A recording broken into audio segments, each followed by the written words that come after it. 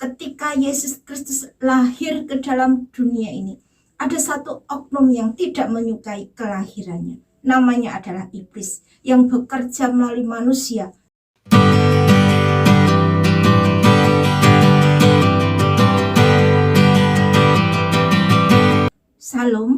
Salam sejahtera di dalam nama Tuhan Yesus Kristus.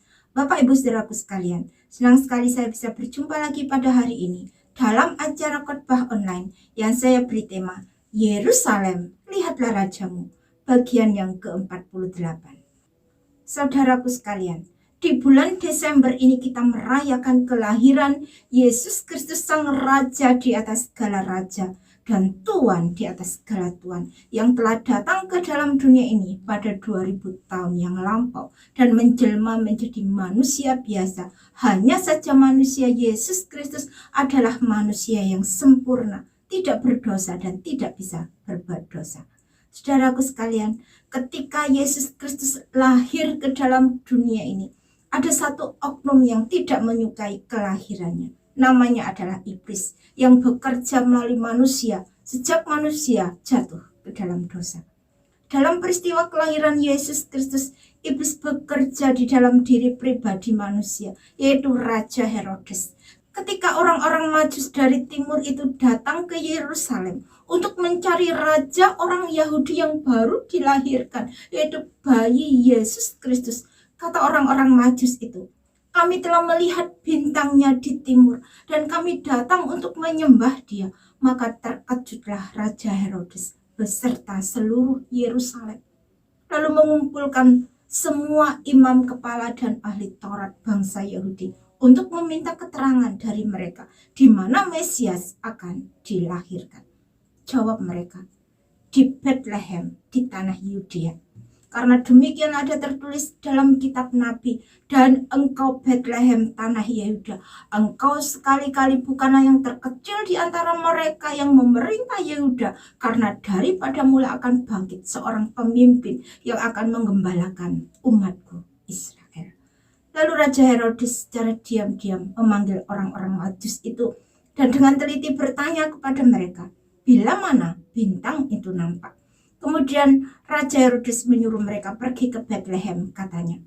Pergi dan selidikilah dengan seksama hal-hal mengenai anak itu, dan segera sesudah kamu menemukan dia, kabarkanlah kepadaku supaya aku pun datang menyembah dia.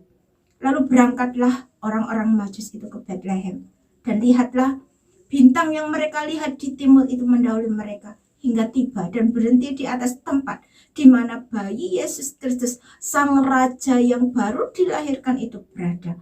Maka sangat bersukacitalah orang-orang Majus itu.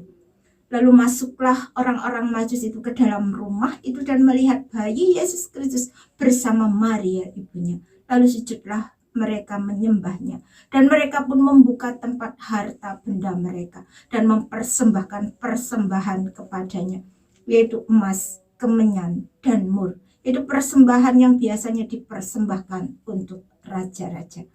Dan karena orang-orang Majus itu diperingatkan melalui mimpi supaya jangan kembali kepada Herodes, maka pulanglah mereka ke negerinya melalui jalan lain.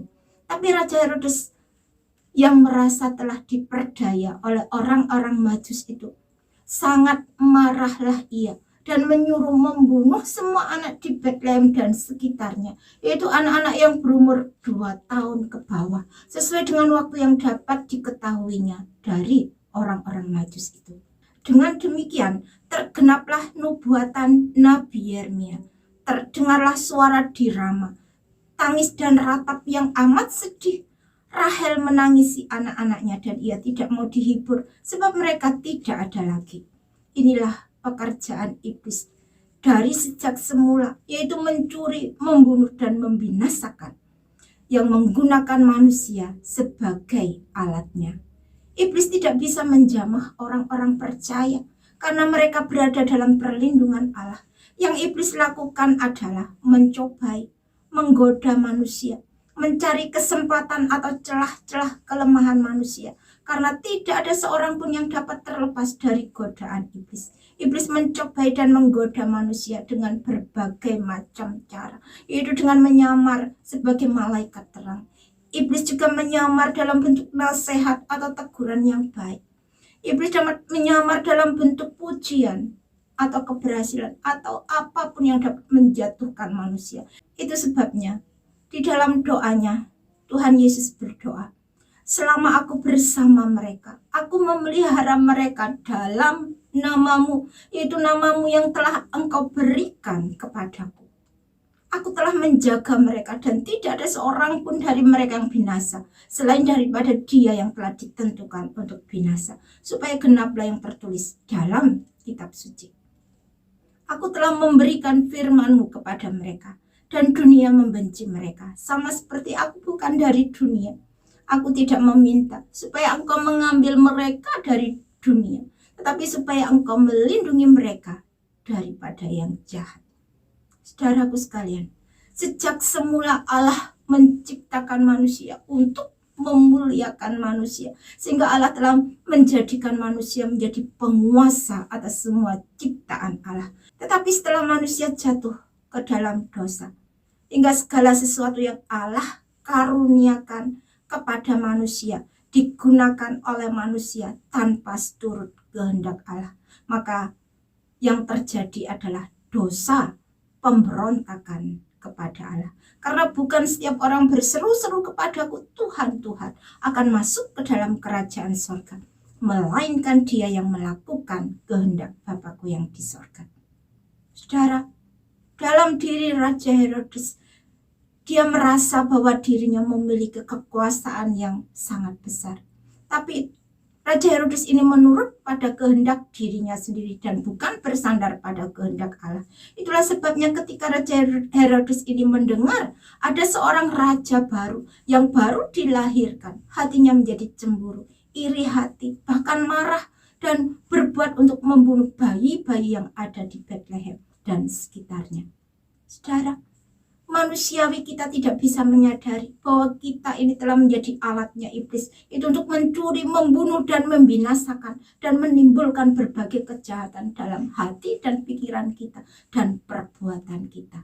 Dan justru manusia merasa bahwa dengan berbuat demikian mereka telah menjadi pembelanya Allah, padahal Allah tidak pernah sedikit pun meminta pembelaan yang daripada manusia, karena manusia itu adalah debu dan abu dan telah dikuasai oleh iblis, karena Allah sanggup melakukan segala perkara baik di bumi dan di sorga.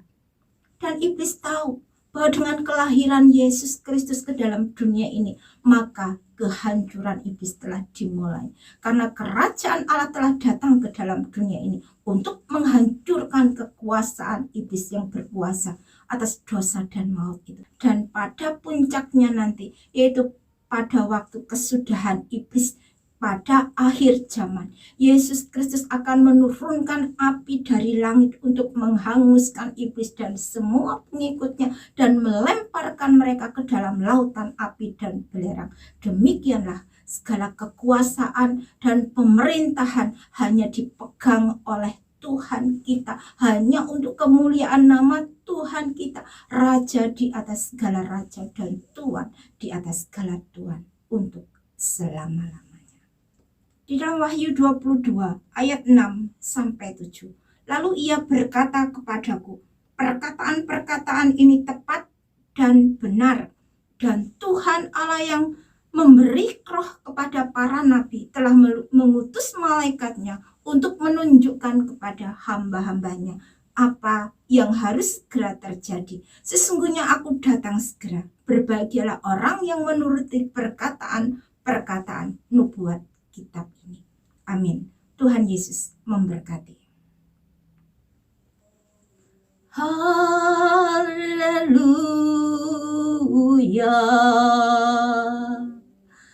Karena Tuhan Allah kita yang maha kuasa telah menjadi Raja. Mari kita bersorak-sorai. Haleluya.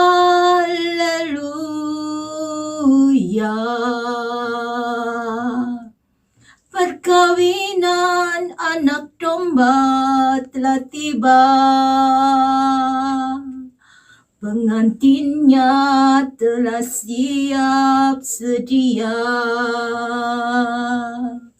Mari muliakan Dia. Haleluya. Karena Tuhan Allah kita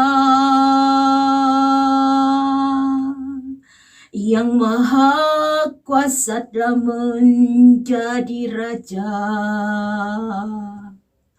Mari kita bersorak-sorai. Haleluya.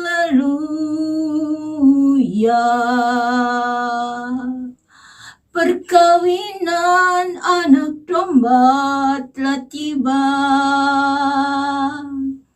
pengantinnya telah siap sedia. Mari muliakan Dia.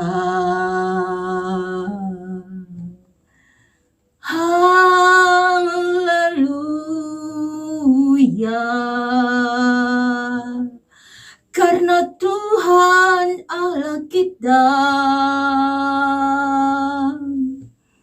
yang maha kuasa telah menjadi Raja. Mari kita bersorak-sorai. Haleluya. Perkawinan anak domba telah tiba, pengantinnya telah siap sedia. Mari muliakan Dia. Terima kasih Tuhan, terima kasih Allah. Ini iman percaya kami kepadamu Bapa.